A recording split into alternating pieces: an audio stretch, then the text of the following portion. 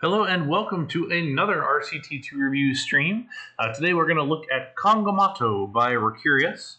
This is a dueling wooden coaster with a fair amount of stuff around it.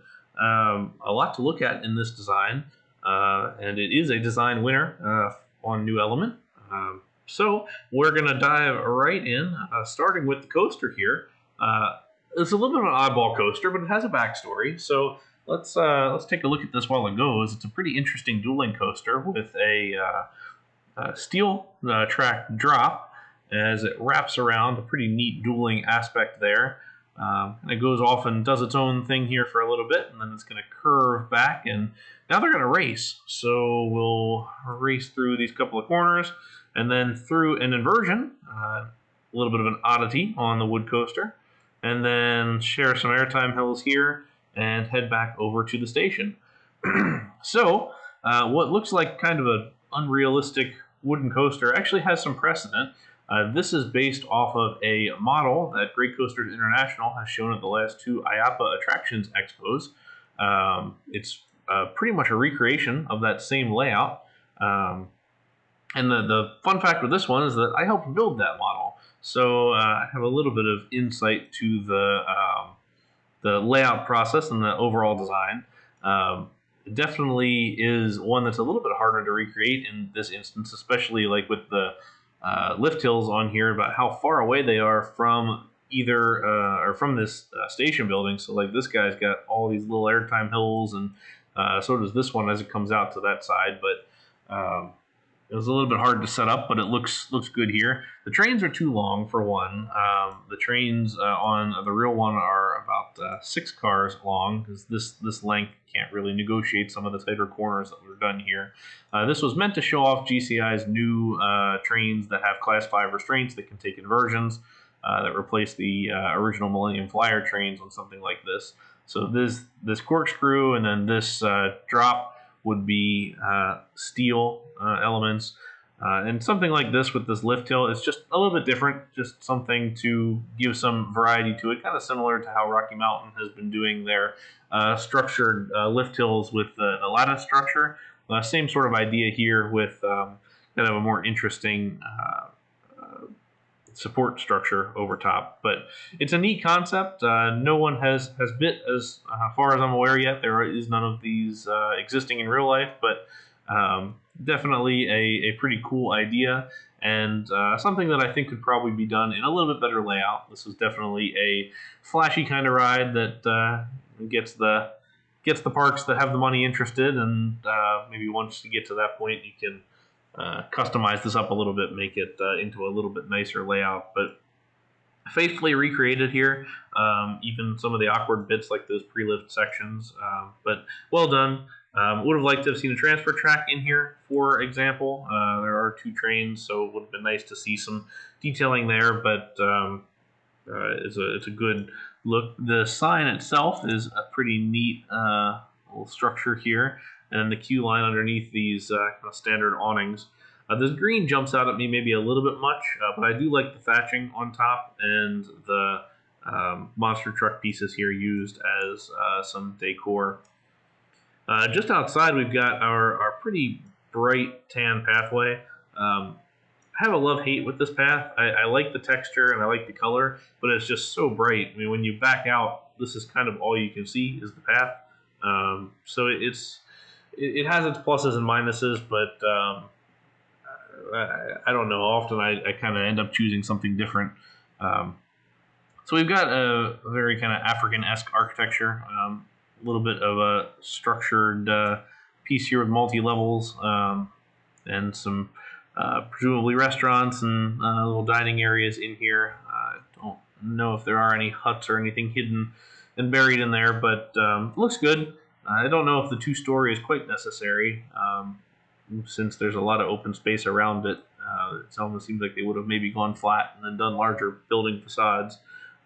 But some other little fun details, like the top cap on one of the standard scenery items here, used for a little food cart on the pathway, which I quite like.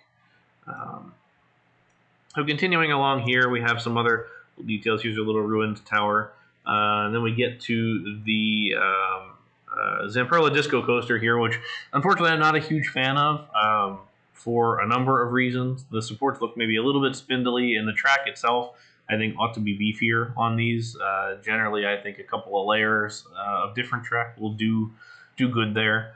Using Space K's disco objects, that looks nice, but it's a little bit lopsided here. So we got this really long section, and then the airtime hill here, and then it kind of kicks up pretty substantially on this side, and I feel like this could have maybe had another bit of a relook to it to spruce that up maybe a little bit. The queue line is over here for it. That was fine. And here is Miam Miam, which is the larger restaurant here, kind of taking a page out of perhaps Islands of Adventure Jurassic Park in Universal Orlando with these circular different roofs here. Definitely a nice look, and actually doesn't look bad for mixing three types of roof. You have the tile roof, there's the metal roof, there's the thatch roof, and I guess technically there's all the flat roof here as well, but it doesn't look bad. The colors blend well enough, and I like the little planters that hug the building around here too. And looking out over to this safari area, where we have elephants and a pretty impressive looking safari jeep that's out here. And here's our pathway here with some of the grooves in the dirt and everything like that. Overhead, it's a sky ride that cruises right underneath of the inversions here, and then pops up and over top for the other side here. It almost kind of feels like when this wooden coaster was built, they would have had to have taken these two pylons and just pushed them up in order to make that fit over top. Coming over on this side, we've got an absolutely gorgeous boat here, this paddle steamer. Just such good detailing throughout, a couple of tables on there, and a lot to see. So here is the queue line for Humphrey's Boat Tour. So we have a hidden ride in here. So we do have the queue line, which is neat. This is a great little crane on this side, and just architecture is really strong through this area. Actually through the whole design, I think. I like this green offset with the white. It's a little bit muted, but there's enough color around it that it makes it seem interesting. More of the same structures on this side, so matching those, this time with some purple umbrellas, and then the station here for the sky ride, which matches the same architectural design detailing as this structure over here. Here's a pathway that cuts through underneath. There's really not a good way to put this anywhere. It almost would have been kind of neat to have a circular viewing area up here, perhaps. This is a good spot here to view up and watch those drops swirl around each other. That's a good look overall. And then over here, we suddenly gain a lot of density. I think this is one of the kind of complaints about the design, is that the whole thing is not terribly dense, except for this little bit of architecture here, and then it kind of kicks it into high gear on this side. First, we've got a pirate ship here. This is Pirates of Mogadishu. I like it on the whole, although the flat bit here makes it look a little less like a smooth arc. These are generally better if they're shoestringed, and then the ride sits kind of on a little bit of an arc. But I get it if you didn't really want to go that way. But ideally, this is a bit of a longer ride, and it goes up maybe a little bit steeper. But I will say the custom scenery added to this structure to make it look like a proper boat is kind of offsetting the complaints that I have about the hacking. That's really, really well done. We get some hints on what these buildings are for with this little circular area here, this guy over here, and then this guy over here as restaurants. So theoretically, there's two restaurants, since this is on this side and this is over here. This one's maybe a little bit odd in that it kind of faces in the opposite direction from everything else, but I guess you can look across to the wooden coaster, though you are blocked by a couple of these structures right here. Log Flume is gorgeous. Has nice little drop here coming out of the building. Really interactive in the space, and then the station is just right here at the front. these buildings here give a little bit of Phantasialand Black Mamba vibes. I like underneath here we have an interior area with the waterfall and the pathway that's underneath. It's clearly inside the building, but has a pretty neat diorama space created in there.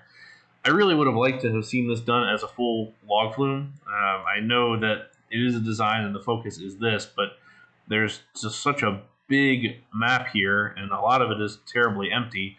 And then when it kind of gets interesting over here, it just doesn't get finished.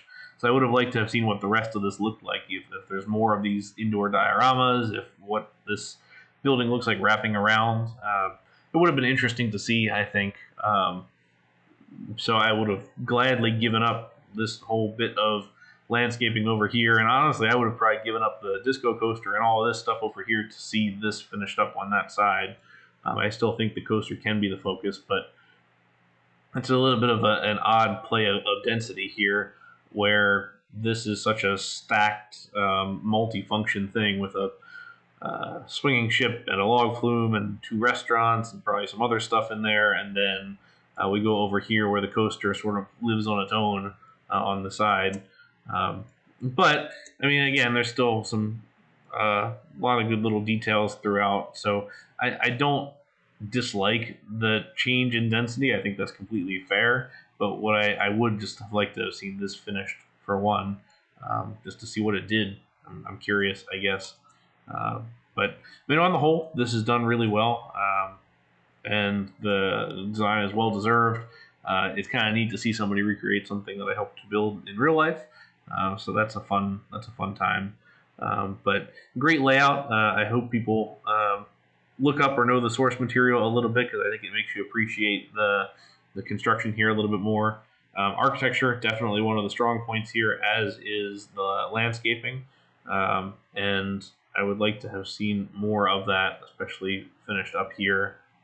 Potentially offsetting some of the stuff that's on this other side to really make this feel a little more cohesive. But still, even with that fully well-deserved design and a very nice job on all of this. So if you'd like to see your park or anybody else's park reviewed on this stream, feel free to send me a note at cedarpoint6@nedesigns.com, or leave a message on the YouTube channel, and I will add it to the list of ever-growing parks to review. So until next time, I hope you enjoy the stream. Congratulations to Recurious on Kongamato here for its design win, and we will see you in the next episode. Thank you very much.